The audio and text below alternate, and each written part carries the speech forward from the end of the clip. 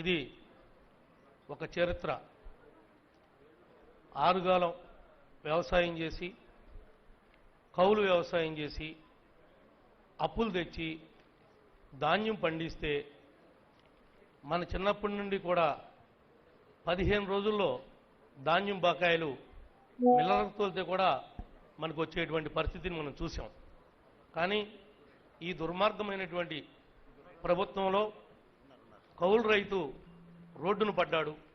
వ్యవసాయం చేసేవాడి యొక్క నడ్డి విరగదీయబడింది. అలాంటి పరిస్థితుల్లో మీరందరూ కూడా ఈ కూటమిని గెలిపించి మీ ప్రభుత్వాన్ని మీరు ఏర్పాటు చేసుకున్నారు. ఇది మీ ప్రభుత్వం కాబట్టి, మీ మంత్రి కాబట్టి, మీ ముఖ్యమంత్రి కాబట్టి, మీ ఉప ముఖ్యమంత్రి కాబట్టి ఈనాడు దమ్మున మీ బకాయిలన్నీ కూడా ఒకే రోజు రిలీజ్ చేయడం జరుగుతుంది.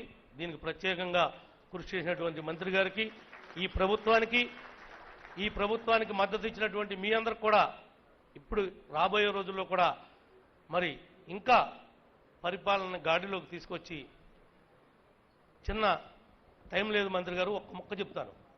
నేను వ్యవసాయం చేస్తే గత ప్రభుత్వంలో నేను చేసినటువంటి వ్యవసాయాన్ని కూడా నా పేరు మీద నమోదు చేయకోకుండా, నా ధాన్యాన్ని కొనుక్కోకుండా అలాంటి దుర్మార్గమైనటువంటి పరిపాలన కొనసాగింది. కనీసం నేను పండించిన ధాన్యం ఎక్కడికి అమ్ముకోవాలో నాకు తెలియదు. నేను కోళ్ళకు మేపుకున్నాను నేను. మిల్లర్ తోలటానికి అవకాశం లేక, ఎందుకంటే నాకు తినే కోళ్ళు ఉన్నాయి కాబట్టి. అలాంటి పరిస్థితి, అలాంటి కక్ష సాధింపు చర్యతో వాళ్ళు నడిచారు. ఎవరిని కూడా మెసలు ఇవ్వలేదు.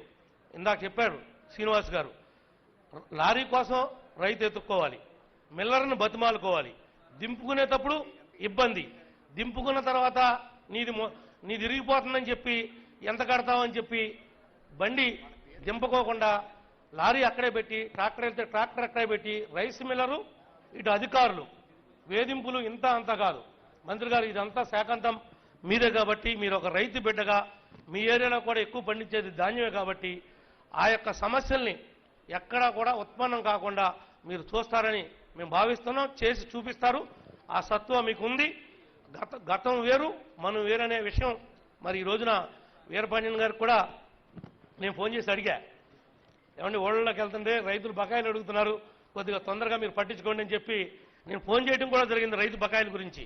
మరి ఇంత తొందరగా మన దగ్గర ఆర్థిక పరిస్థితి లేకపోయినప్పటికి కూడా మీరు పురమాయింపు చేసి ఈ రైతులకు ఇచ్చినందుకు, ప్రత్యేకంగా మా జిల్లాకి మొట్టమొదటగా వచ్చి మరి ఇంత మంచి కార్యక్రమాన్ని ఇంతమంది రైతుల కళ్ళల్లో ఆనందాన్ని నింపినందుకు ప్రత్యేకంగా మనోహర్ గారికి ధన్యవాదాలు తెలియజేసుకుంటూ మీ అందరి దగ్గర కూడా సెలవు తీసుకున్నాం.